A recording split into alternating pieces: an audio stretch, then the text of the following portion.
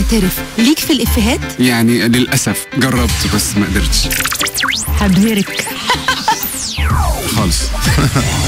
أموت أنا في قفشات الأفلام. لو إفيهات بمعنى قلش، أنا عندي قلش لا إرادي. إفيه وجاوبني عليه مع نيفين محمود، حصريا على ميجا اف ام. احنا كمصريين متعودين لما نتحط في موقف معين بنفتكر فيه إفيه بنحبه، لكن اللي هيحصل في البرنامج هو العكس. هنسمع ضيوفنا إفيهات وهنسألهم يا ترى فكرتهم بأي موقف بالظبط. حلقة كالعادة مميزة لأن معانا نجم، مش بس نجم الملاعب ونجم التلفزيون ونجم الإذاعة كمان، الكابتن خالد الغندور. كل سنة وانت طيب. وانت طيبة نيفين، فرحان ان انا معاكي عشان انت كمان معاكي جمهور جامد قوي في الشارع. مش أكتر من جمهورك. لا برضه انت ليكي جمهور معين، فيعني سعيد ان انا موجود معاكي وموجود على ميجا، وان شاء الله تبقى حلقة حلوة إن شاء الله. كل سنة وانت طيب الأول.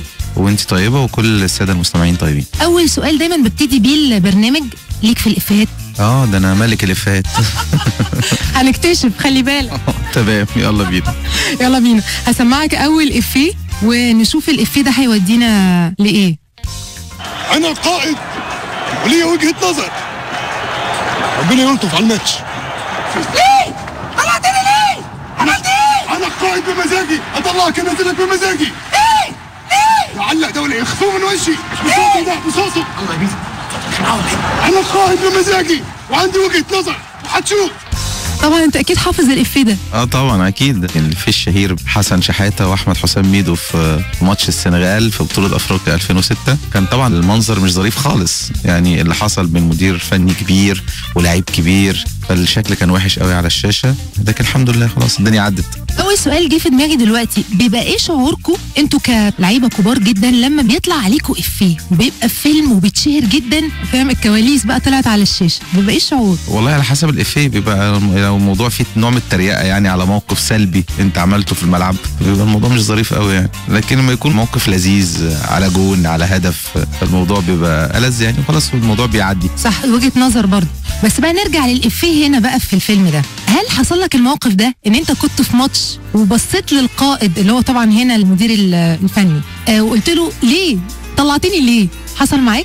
حصل، بس مش ما بيحصلش قدام التي في، قدام الناس يعني. ممكن في اوضه اللبس مثلا اتغيرت ما بين الشوطين ولا حاجه، وحصلت مره قبل كده على فكره. انا عايزه بقى اعرف الماتش. مره ماتش شهير ويطلع الاقي فيه بجد بقى، لان الماتش ده كنت في سنه 96، كنا فريق الاحلام، فريق الزمالك ده كان اقوى فريق في مصر يعني في افريقيا، كنا بنلعب ماتش الاهلي، فانا بدات المباراه، فالمدير الفني كده مش حاببني يعني، فعايز يغيرني ما بين الشوطين، واحنا النتيجه لسه تعادل 0-0، وانا حاسس ان انا فايق. ساعات الواحد ما بين الشوطين كده يحس ان الشوط التاني هي خلاص بقى خد الجو بتاعه، هينزل بقى يكسر الدنيا، فغيرني ونزل تغيير تاني. اتغلبنا الشوط التاني 2-0، رحت على الخط، كنت لابس زي الشبشب كده بس ماركه يعني، مش شبشب زنوبه يعني. فاحنا بنغير هدومنا خلاص، غيرنا هدومنا، خدنا الدش وبتاع وطالعين. قعدت اشتم التحكيم بقى، واشتم ما اعرفش اشتم جامد، بس انا بشتم مع نفسي. عارفه مثلا ما تكون انت متضايقه من موقف، تروحي رايحه على جنب كده تقولي بقى سوري بنبرطم يعني. بنبرطم بالظبط كده. يا عم ده ايه القرف دوت. بعد كده اول ما يجي حد جنبك اهلا مساء الخير وبتاع، فاهمه؟ سبحان الله بقى، انا رحت على الخط ببرطم، والميت اللي على بعد متر مش سامعني، لان صوت الجمهور بيبقى عامل كده، فمحدش يسمعك. على حظي التلفزيون حاطط مايكات في الملاعب تحتيه بالظبط. انت محظوظ قوي يا كابتن. تخيلي، فالمايك تحتيه، فابتدى يطلع على الهوا في صوره المعلق، فيطلع على الهوا واحد عمال يقول يلعن معرفة. فايه راح المخرجه، وهي كانت منتميه للنادي الاهلي ساعتها، انت عارفه انا زمالك، فراحت قالت طب والله بقى اللي خلص عليه، راح الكاميرا جايه عليا، يبقى مين اللي بيشتم؟ حضرتك. ومين صوته طلع؟ انت برضو. رجعت البيت بقى، انا خلاص انا ما عملتش حاجه يعني، انا ما عملتش اي حاجه. وساعتها بقى خدي بالك 96 ما كانش فيه موبايل، فاهم قصدي؟ ما كانش لسه موبايل دخل 97 مصر، فخلاص الماتش انتهى وزعلان قوي، فرجعت فبقى بخبط على البيت كده، فماما فتحت لي قالت لي انت اللي جابك هنا. فانا قلت يمكن ماما زعلانه عشان اتغلبنا بالاهلي. حد غير ماما ولا ايه؟ اتغلبنا بالاهلي ولا حاجه. قلت لها ايه يا ماما في ايه؟ قالت لي انت قليل الادب. قلت لها انا قليل الادب ايه في ايه يا ماما؟ قلت ايه اللي انت قلته ده في التلفزيون؟ قلت لها قلت ايه؟ قال لي انت قلت كذا وكذا. قلت لها انا ما حصلش ولا في دماغي. وساعتها بقى الاتحاد الكوره وقفني 6 شهور وغرامه ماليه وبتاع، وبعد كده بعد 6 شهور رجعت بقى. بس السؤال بقى، بعد الموقف اللي حصل لك ده بقيت سوري يعني تشتم مع نفسك بعد كده ولا حرمت؟ اقفل الاوضه واتاكد ان مفيش مايكات في الاوضه لا بجد والله حاجه غريبه صح؟ جدا بصراحه، يعني سوء حظ رهيب. طيب نروح للإفيه اللي بعد كده. اسمع، احنا نقطع عرق نسيح دم. نقطع عرق نسيح دمه؟ اسمع اما اقول لك، انت دخل فيك 3 اجوان، اخر جون من بين رجليك. هارد لك يا كباتن، تعيشوا وتاخدوا غيرها. هتشوف يا بابا، هنغلبك 6-0.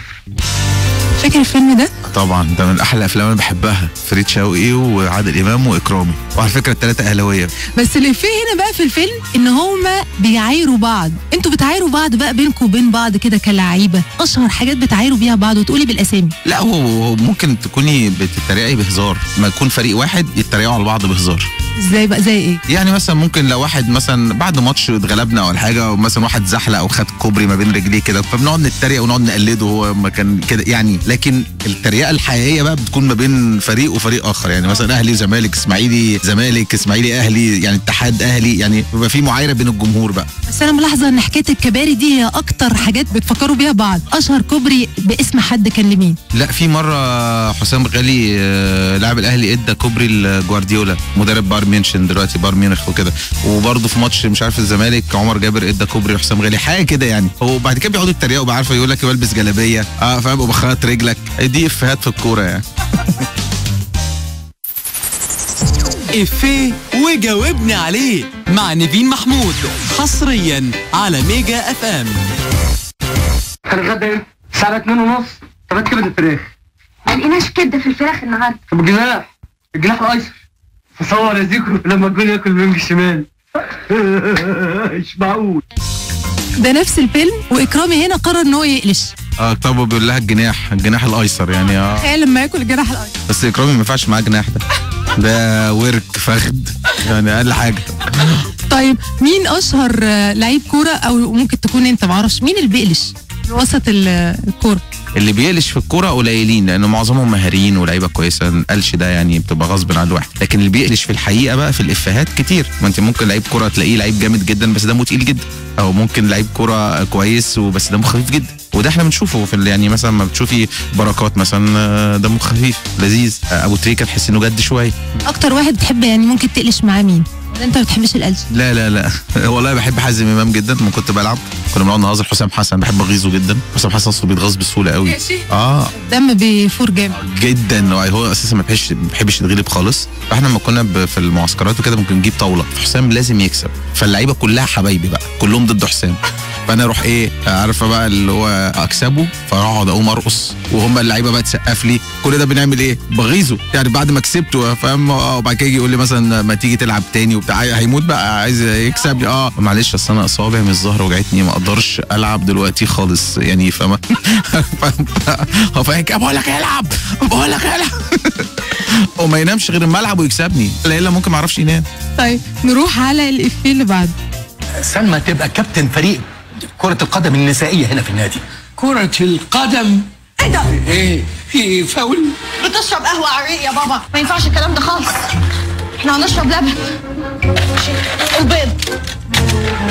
البيض بقى بيكمل القيمة الغذائية. يا سلام بقى لو ضربت لك شرب كده على الصبح تبقى وحش. اتفضل. هنا الإفيه بقى ان هي كانت بتلعب كوره. بتلعب كوره ومسترجله. هل بتحب ان الستات ممكن يلعبوا كوره او يفهموا في الكوره زيكم بالظبط؟ والله انا احب ان اي ست تلعب رياضه، بس انا ما بحبش اما الستات بيقلب جسمهم زي الرجاله كده، اللي هو بقى بتقعد تطلع عضل. جيم ماشي، جيم لذيذ كده خفيف وبتاع، لكن في ساعات كده الموضوع بيقلب بيبقى بخير فاهم. هي اهلا بحضرتك وبتاع. ما توسع لي، مش شايفني واحده ست. مش شايف الانوثه الانوثه الطاغيه بتاعتي مدام كده يعني. بس هل ممكن تقتنع بواحده ست تلعب كوره يعني محترفه؟ ايه المشكله يعني؟ على فكره في الوقت ده في كاس عالم للسيدات بيتلعب في كندا، فتعالي شوفي اللي بيلعبوا في المانيا، اللي بيلعبوا في كندا، اللي بيلعبوا في امريكا، اللي بيلعبوا في فرنسا. لا يعني ظراف برضو يعني فيهم شكلهم حلو وفي نفس الوقت برضو رياضيين، لكن بقى الموضوع ما بيقلب بقى زياده بقى بيبقى دمه تقيل شويه. انتوا مش بس كرجاله لكن كمان لعيبه كوره بتحبوا الستات اللي بتبقى فاهمه قوي في الكوره والقواعد وخصوصا الاوف سايد. طبعا انت عارف ان احنا ضايعين. خدي بالك بعد 2006 ابتدى الوضع يتغير شويه، وبعد كده لقينا دلوقتي انت عارفه في روابط بنات زملكاويه وروابط بنات اهلاويه وصفحات على الفيس للبنات بس وبيروحوا ماتشات ويجمعوا بعض ايام 2006 كانت موضه شويه. اعتقد ان انت كنت برضو بتقعدوا تدوروا على التذاكر وبتاع فمصر مصر مصر وبتاع ومش عارفين اي حاجه بس كانت بتبقى عامله زي ما تكون خروجه، رايحين نشجع بلدنا كلنا، رايحين رافعين علم مصر، فبتبقى ظريفه يعني. اخر افيه بقى دايما بنختم بيه، افيه صعب جدا جدا فيعني لازم بقى تركز كويس. سؤال صعب. سوما الفنان يقول ايه لسوما الانسان؟ وحشتني قوي، ما تيجي بقى انت فين؟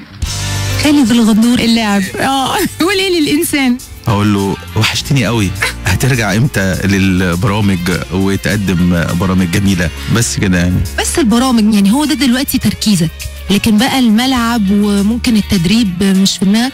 والله في دماغي التدريب، بس يمكن انا كبرت شويه كده، بس برضو عندي فرصه لان انا حاسس ان انا موهوب في التدريب قوي. انت عارف الواحد بيحس بنفسه. انا بقالي 9 سنين بقدم برنامج، فدايما مثلا اقول على نظرتي في لاعب، فلاقي بعد سنه بقى نجم مصر، او مثلا لاعب الناس كلها بتقول ده جامد جدا وانا اقول لا ما اعتقدش عادي، فلاقيه بقى فعلا ان هو مش حاجه رهيبه يعني. انت عارفه في الرياضه ما بتبقاش متطلب منك فقط الموهبه، لا الموهبه ونمره 2 الثقه في النفس والشخصيه والثقافه، كل ده بيوصلك ان انت تكوني نجمه كبيره. طب وايه اللي مأخر كابتن خالد الغندور عن خطوه التدريب؟